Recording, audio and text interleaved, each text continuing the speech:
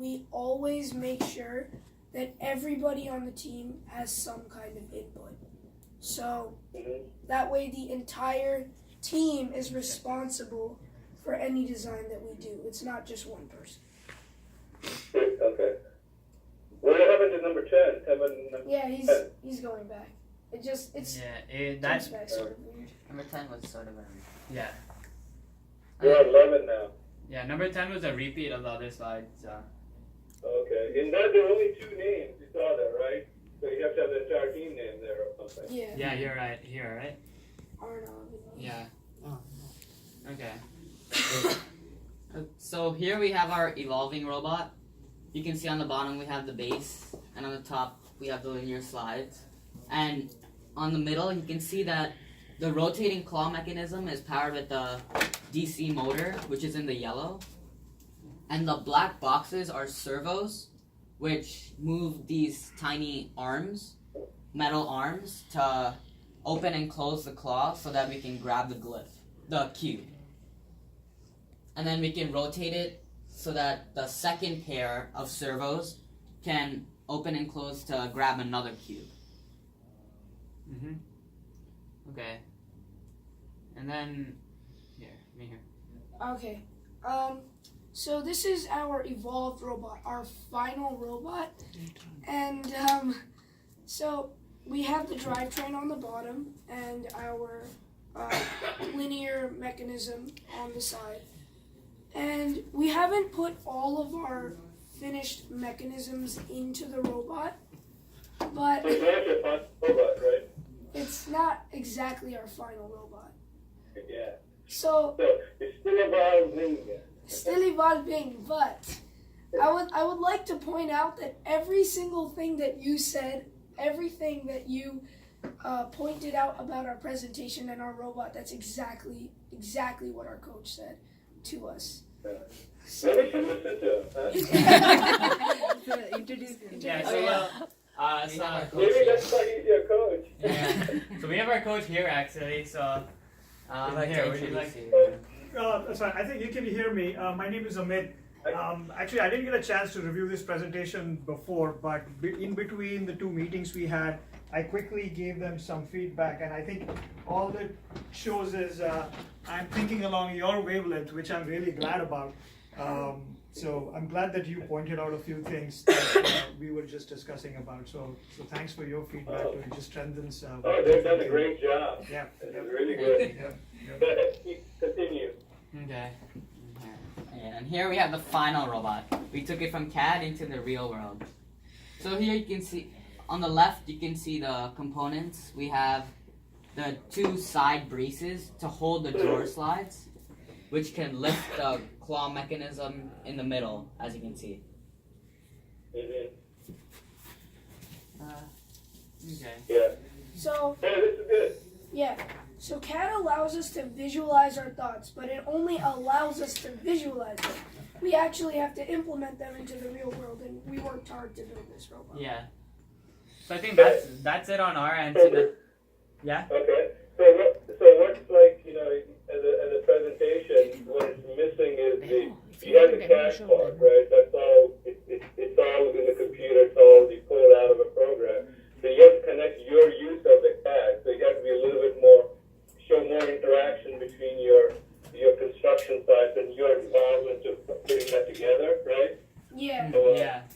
So at the end, it would be nice if you just had a short video of just your robot doing, lifting all those boxes and stuff. Yeah. The video, we got a separate video in a competition, right? Yeah. Show what your robot is doing, isolating, so you can Yeah. then describe again the parts you put together. And I really, because in the competition, I saw that you guys were the only ones who could do it seemed like only ones who could do 2 at a time. Yeah. And you could rotate. So that was really, so you have to build that up as your related part. So that is really good.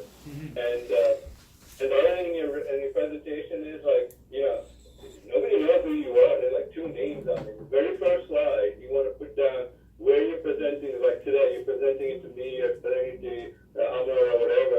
You have to put the date, the presentation time, and list the people in your team. List them. Yeah. And at the end, in the last slide, when you show everybody, everybody? Just put a name on everybody so people can sort of, you know, get an idea of who's who. Okay. Okay. So you guys, so what do you think? I mean, when you built this thing to lift boxes, what did you think this robot was going to be used for?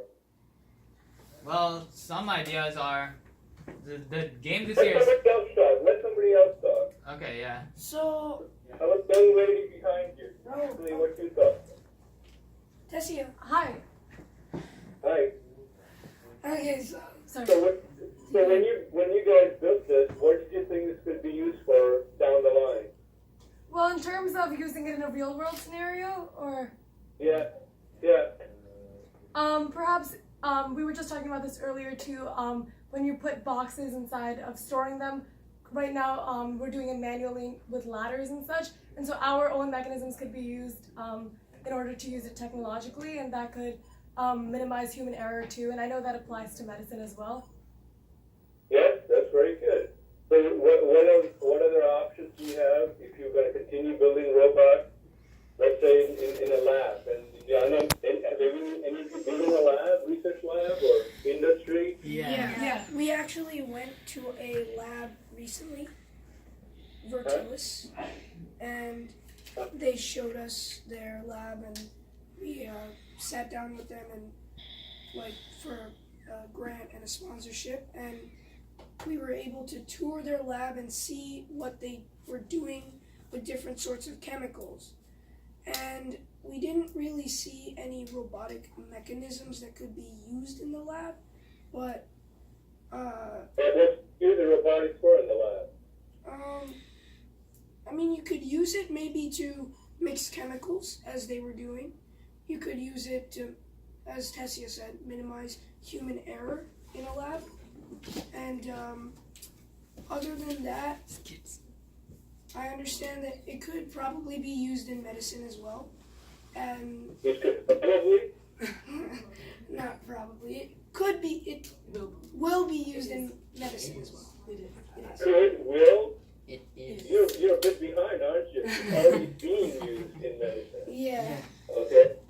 So it's used in a lot of very precise surgery, like cancer surgery, laser surgery. So these things are already used. But when you get into, let's say, a lab, like an academic lab, what's the difference between an academic lab and an industrial lab? Rahul, try it. Ready? Anybody? Yeah, Rahul. Can you repeat the question once? Huh? Go ahead. He's asking to repeat the question. What do you think the difference is between an academic lab and an industrial lab? Well, an industrial lab is probably like obviously more advanced than an academic lab.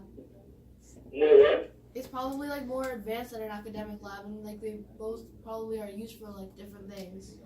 Academic labs are more like used for students to learn things. They're more basic to get the idea. Exactly. That's very good. It's where the people are learning things. So you don't want to stick a robot in there to do something a student is supposed to learn to do, right? So in an industry lab, you had it right. Advanced, I don't know if they're advanced, they just do more mass production of things, right? And they do have an army of people that do, the same thing over and over again. So the needs for robots will be very different, right? In industry, they do the same experiment, let's say, over and over and over again. So you can see where they're automating that, right? Yeah. Right? Yeah. Right? Yeah. So it's already being done. So so what you guys, if you wanted to do this, take this further along the line in the future, things have to be much more precise, right? Much more targeted. Okay, like they do one thing at one chore, which is just over and over again, and that's how you would avoid errors, right? Yeah. Yes. Right? Correct. Okay, good. So what do you? Any of you going to go on and become engineers or staying with robotics? Yeah, Yeah. I would like to become a robotic engineer when I grow up. That's my dream Okay. job. How about some of the people behind you? What do they want to do? I probably want to go into medicine. And where would you apply this to? Robotics. Well, maybe I could use my knowledge of robotics to like help me understand all the technical stuff that goes on in medicine. So if I want to do like a treatment, maybe like a surgery, I know how to. I can incorporate my robotics knowledge into like using that robot that I'm using for surgery, I guess. Are you reading medical magazines right now by any chance? Medical magazines? Uh-huh. No. Good job, Rahul. Rahul. Well, your thinking is advanced because this is exactly what is going on. They use robotics and computerized models to look at the human anatomy and the teaching module, and also to do exactly what you said, to see how you can do surgeries in small vessels or deep tissues. So you're right on the ball with that. The other things they use robotics for in hospitals and in clinical labs is to transfer samples from one lab to another. Okay? So they have to pick up something one place and take to another, where people may not want to walk across buildings and things like that. So that's another way. And how about you, sir? What are you gonna do? I'm probably gonna go into more of a engineering side, of robotics, and like start creating, start trying to find out new ways to do things, like maybe go into quantum physics and use my knowledge of robotics to make things to help worldwide, like maybe build a wormhole or something. What? A wormhole. Oh, okay. Oh my God. Then you go through this and then you'll never come back. Bye, Arnav. Oh, that's good. So, and then, Gene, what's your next project? Before you continue, I have a question. So, like, can you please suggest a couple medical magazines that you were talking about earlier? There are medical technology magazines. I can send Mihir's mom some links afterwards. Okay. So they talk about this, and what you may want to do is, if you ever go to, if you have family or friends or something, go to the labs and look at it from a critical, eye. Let's say, could this, you ask them what they're doing in the lab, and you see what can robotics be applied to here. So, but like I said, in an academic institution, you don't want to replace the student with a lab with a robot, because what's going to happen? They're not going to be able to finish their studies there. So the industry is very big on this, right? But you'll find as you go on, things get to be much more defined and much more precise. So the task a robot is going to be asked to do is going to be very specific.